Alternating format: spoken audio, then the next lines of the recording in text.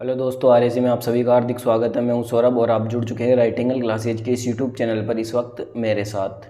गत परीक्षाओं में जो प्रश्न पूछे गए हैं उनकी आज हमारे 8वें नंबर की क्लास है। RAC, URO, CET, AN, JN, RET, LDC जितने भी राजस्थान के एग्जाम होते हैं जिनमें जो इम्पोर्टेंट क्वेश्चन है पूछे गए हैं उनका हम विस्तृत से अध्ययन कर रहे हैं। अगर आप चैनल पर नए हैं तो चैनल को सब्सक्राइब कर सकते हैं। और अब आज की हमारी इस क्लास को अपन शुरू करते हैं। हमारा पहला क्वेश्चन है, कौन सा अभिलेख शिलालेख जिला स्थान सुमेलित नहीं है। अभिलेख कहाँ पर पाया गया है और उसका जिला कौन सा है, इनके बारे में हमें देखना है। तो जो बसंतगढ़ अभिलेख है सिरोही में पाया गया है, ये एकदम सही है। मानमोरी अभिलेख चित्तौड़ में पाया गया है, ये सही है। और वो जो चिरवा का अभिलेख है वो उदयपुर में पाया गया है, ये भी एकदम सही है। और घटियाल अभिलेख जैसलमेर, ये गलत है। घटियाल अभिलेख जैसलमेर में नहीं बल्कि जोधपुर में पाया गया है। घटियाल अभिलेख यहाँ पर लिख लेते हैं, घटियाल अभिलेख जोधपुर के अंदर पाया गया है, जोधपुर।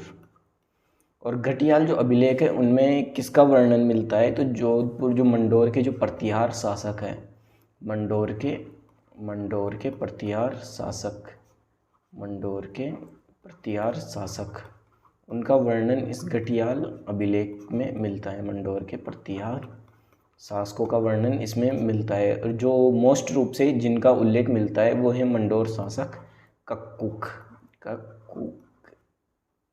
जो मंडोर शासक कक्कुक है उनका वर्णन अब घटियाल अभिलेख में मिलता है, जो मिला है हमें जोधपुर से। चिरवा उदयपुर के अंदर मिला है। चिरवा के अंदर किनका उल्लेख है, जो मेवाड़ के गुहिल वंशीय राजा थे उनका उल्लेख है चिरवा उदयपुर में। नेक्स्ट अब हम पढ़ते हैं, कनफटे जोगी डमरू एवं सारंगी वाद्य यंत्रों के साथ किस देवी के गीत गाते हैं। जो कनफटे जोगी है वो किस देवी के गीत गाते हैं। जो कनफटे जोगी है वो जीर्ण माता के गीत गाते हैं। जीर्ण माता का जो मंदिर है वो स्थित है रेवासा सीकर के अंदर। रेवासा सीकर के अंदर जीर्ण माता का मंदिर स्थित है। जीर्ण माता चौहानों की है जो कुल देवी है। जीर्ण माता चौहानों की कुल देवी है। मधुमक्खियों की देवी के रूप में भी जीर्ण माता को जाना जाता है। मधुमक्खियों की देवी, मधुमक्खियों की देवी के नाम से जीर्ण माता को जाना जाता है। मधुमक्खियों की देवी व जो शेखावटी क्षेत्र है वहाँ की लोक देवी के रूप में भी जीर्ण माता को जाना जाता है। अब हम पढ़ते हैं, सिरोही में स्थित राजस्थान की सबसे अधिक ऊंचाई पर स्थित झील जहाँ टोडरोक व ननरोक स्थित है। तो टोडरोक व ननरोक कौन सी झील में स्थित है, नक्की झील के अंदर। नक्की झील कहाँ स्थित है, सिरोही में। नक्की झील सिरोही में स्थित है। यहाँ टडरोक व नॉन रोक है। इस झील के बारे में जो किंवदंती है वो यह है कि जो नक्की झील है उसका निर्माण जो है वो देवताओं ने अपने नाखूनों से किया था। देवताओं ने अपने नाखूनों से निर्माण किया था। अपने नाखूनों से निर्माण किया था किस झील का, नक्की झील का। जो नक्की झील है लगभग जो धरातल है उससे 1 किलोमीटर की ऊंचाई पर स्थित है नक्की झील। जीर्ण माता कौन से राजपूत वंश की कुल देवी है। मैंने अभी आपको बताया है कि जीर्ण माता जो है वो चौहान वंश की जो है वो कुल देवी है। जीर्ण माता का मंदिर रेवासा सीकर में। जीर्ण माता को मधुमक्खियों की देवी के रूप में भी जाना जाता है। और एक चीज़ है, जीर्ण माता का जो गीत है वो राजस्थान में सबसे लंबा गीत है, लोकगीत।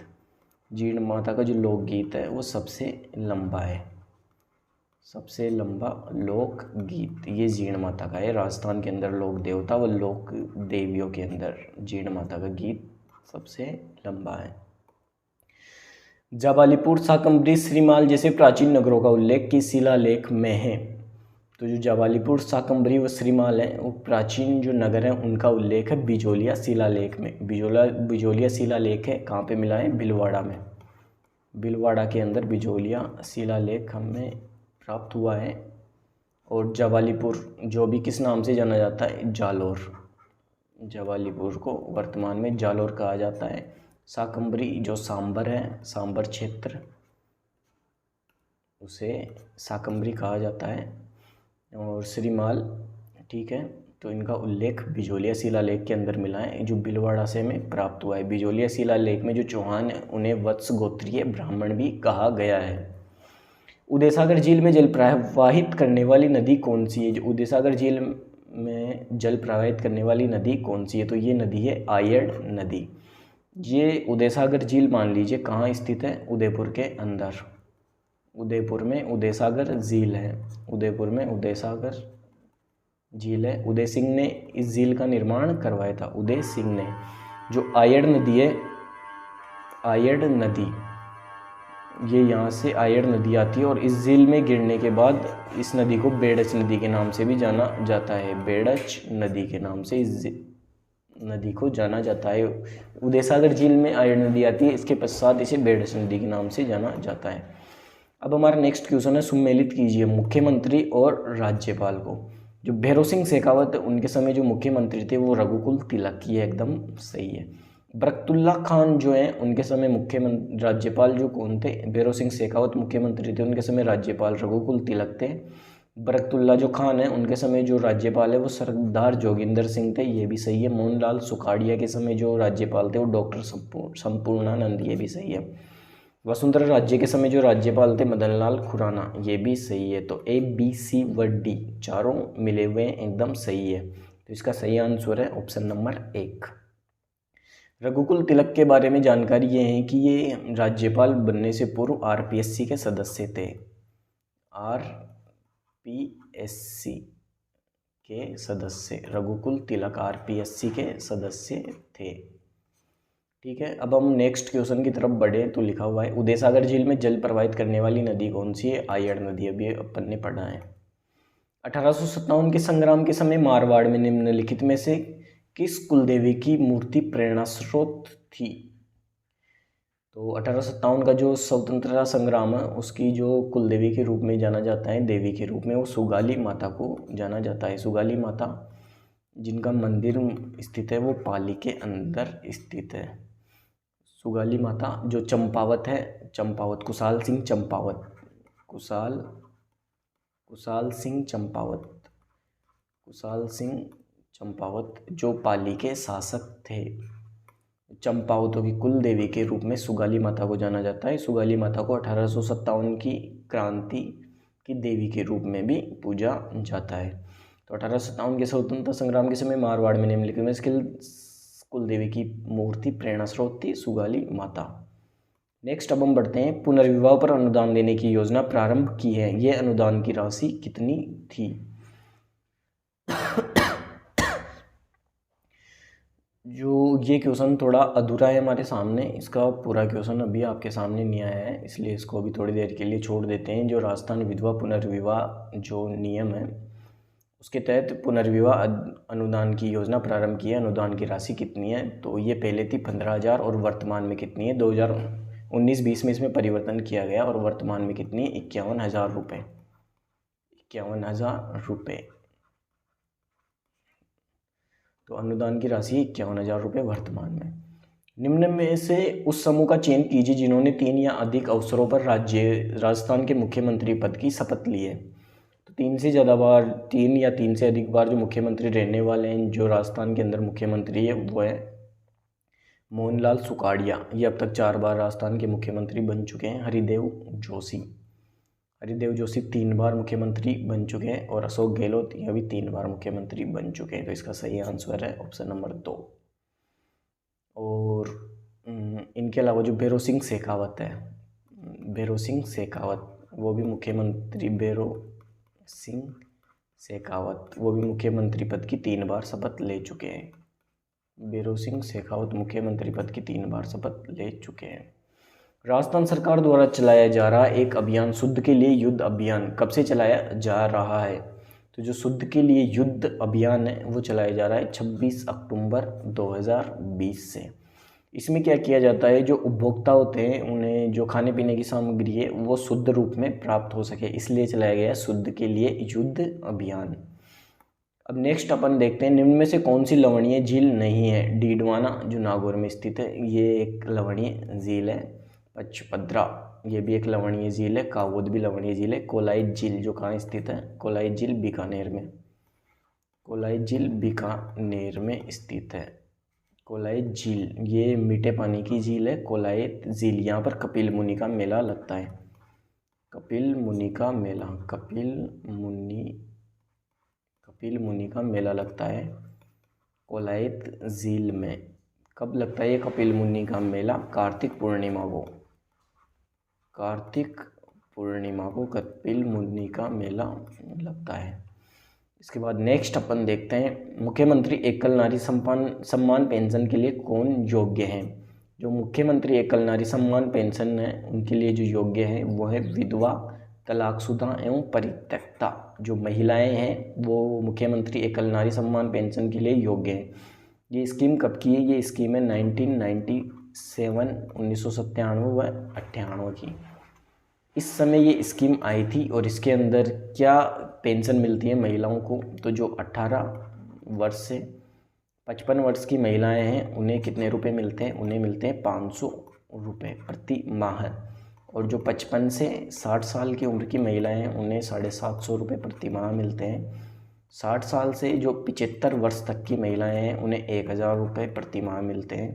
और 75 वर्ष से, एक मिनट यहाँ लिख देते हैं, जो 75 वर्ष से अधिक की महिलाएं हैं उन्हें कितने रुपए मिलते हैं? 1500 रुपये प्रति माह। तो मुख्यमंत्री एकल नारी सम्मान पेंशन के लिए योग्य कौन है? विधवा, तलाकशुदा, परित्यक्ता महिलाएं। 1997-98 की ये योजना है। नेक्स्ट अब हम देखते हैं, राजस्थान की कौन सी झील में प्राप्त नीलहरित शैवाल से नाइट्रोजन युक्त खाद प्राप्त होती है? तो जो नाइट्रोजन युक्त खाद प्राप्त होती है राजस्थान में वो होती है मोती झील से। मोती झील कहाँ स्थित है? भरतपुर के अंदर। भरतपुर में मोती झील स्थित है। कौन सी नदी है? रूपारेल नदी पर, रूपारेल नदी पर, रूपारेल नदी पर मोती झील स्थित है। भरतपुर की जो लाइफ लाइन है वो मोती झील को कहा जाता है। भरतपुर की लाइफ लाइन, भरतपुर की लाइफ लाइन, लाइफ लाइन मोती झील को कहा जाता है। नेक्स्ट अब हम देखते हैं, जोधपुर के राठौड़ों की देवी जिसकी 18 भुजाएं हैं। तो जोधपुर के जो राठौड़ है उनकी कुल देवी के रूप में नागणेची माता को जाना जाता है। नागणेची माता जोधपुर में स्थित है। नागणेची जो माता है उनकी मूर्ति कौन लेके आए थे? राव बीका लेके आए थे। राव बीका ने इनकी मूर्ति की स्थापना की थी।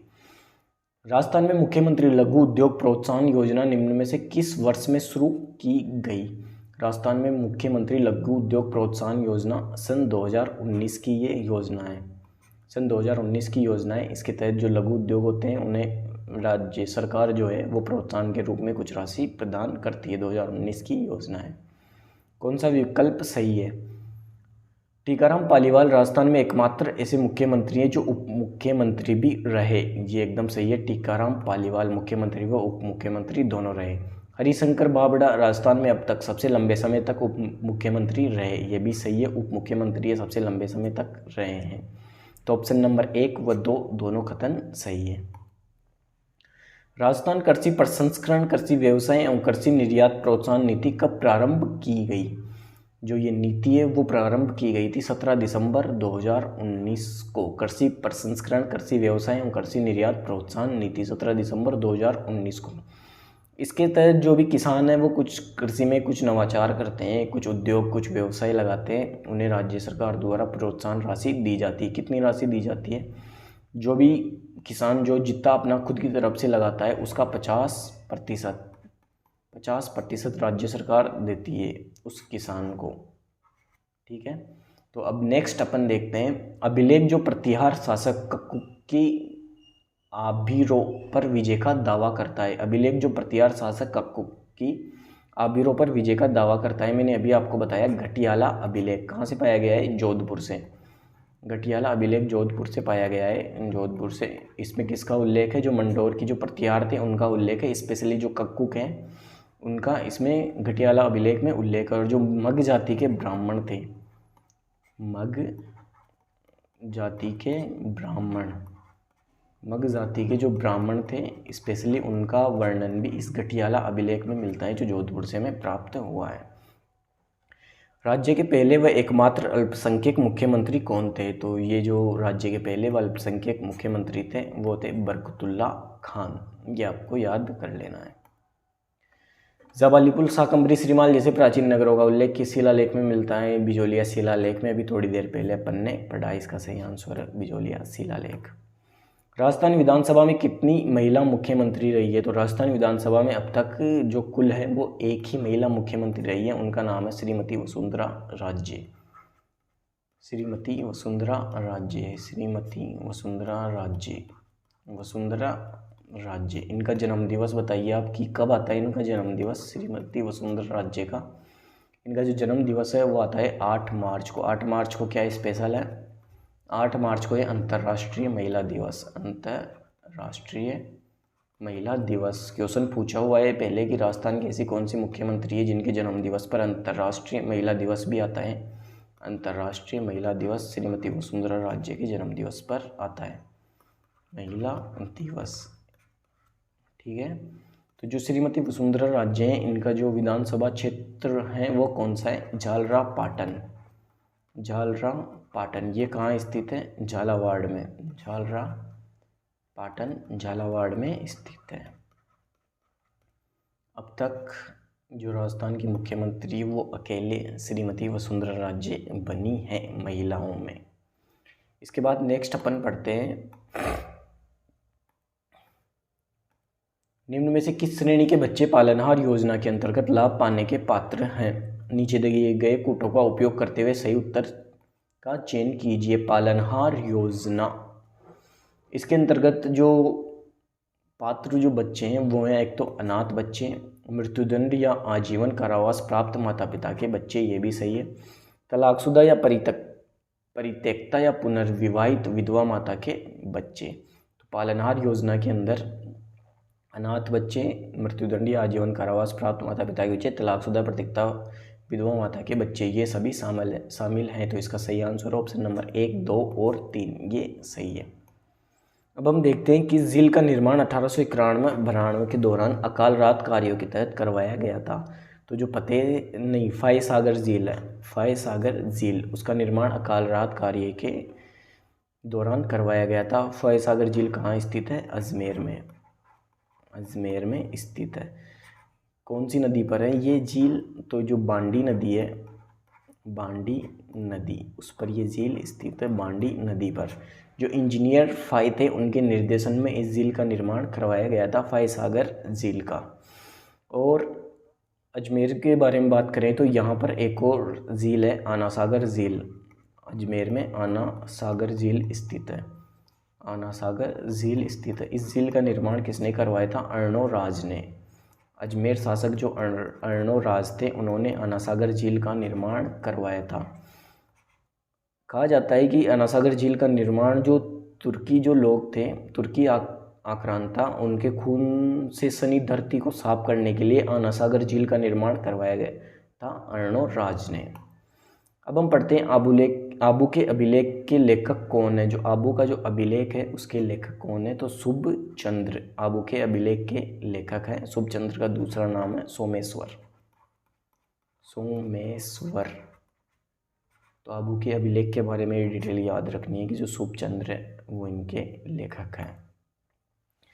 निम्नलिखित में से कौन एक से अधिक बार राजस्थान का मुख्यमंत्री नहीं रहा? एक से अधिक बार ऐसा कौन सा मुख्यमंत्री जो एक से अधिक बार राजस्थान का मुख्यमंत्री नहीं रहा? तो शिवचरण माथुर है वो एक से अधिक बार रहे हैं। जो हरिदेव जोशी है वो भी एक से अधिक बार रहे हैं राजस्थान के मुख्यमंत्री। भैरों सिंह शेखावत 3 बार रहे हैं। और हीरालाल देवपुरा है, इनके बारे में एक फैक्ट आपको याद रखना है कि जो हीरालाल देवपुरा है वो मात्र 16 दिन के लिए राजस्थान के मुख्यमंत्री बने थे। 16 दिन के लिए राजस्थान के मुख्यमंत्री बने थे हीरालाल देवपुरा। सबसे कम कार्यकाल जो है वो हीरालाल देवपुरा का रहा है। अब हम पढ़ते हैं बड़वा ग्राम से प्राप्त यूप स्तंभ अभिलेख किस वंश गण से संबंधित है? जो बड़वा ग्राम है कहाँ पर स्थित है? कोटा के अंदर। बड़वा ग्राम है कोटा में स्थित। और ये यूप स्तंभ अभिलेख है किस वंश से संबंधित है? जो मोखरी वंश है उससे संबंधित है। कुल कितने यहाँ पे अभिलेख मिले हैं? मोखरी वंश के 3 अभिलेख मिले हैं। 3 अभिलेख बड़वा ग्राम से मिले हैं, 3 अभिलेख जो कोटा में स्थित है। अब हम पढ़ते हैं राजस्थान के पहले व एकमात्र अल्पसंख्यक मुख्यमंत्री कौन थे? बरकतुल्ला खान। ये क्वेश्चन रिपीट हुआ है। आज की हमारी क्लास में इतने ही क्वेश्चन हैं। उम्मीद है आपको क्लास पसंद आई होगी, और जैसे जैसे आप क्लास देख रहे हैं वैसे वैसे आपके जो जीके हैं उनकी डिटेल भी आपके दिमाग में बढ़ रही होगी, व्याख्या जो है आपको पसंद आ रही होगी। रिवीजन हम क्लास के साथ साथ कर रहे हैं, उसके साथ ही हमारी जो संडे को जो क्लास आती है उसमें हम इस पूरी संपूर्ण सीरीज है उसका जो साप्ताहिक रिवीजन है वो करते हैं। तो आज की हमारी क्लास में ये क्वेश्चन थे जो आपके सामने आ चुके हैं। जो टेलीग्राम चैनल है हमारा, उससे आप इस क्लास की पीडीएफ को डाउनलोड कर सकते हैं। आज के लिए इतना ही। अगर आपको वीडियो अच्छी लगी हो तो वीडियो को लाइक करें, चैनल को सब्सक्राइब करें, और आगे आने वाली जो वीडियो है उनसे निरंतर हमसे उन वीडियो को पाने के लिए जुड़े रहें। आज के लिए थैंक यू।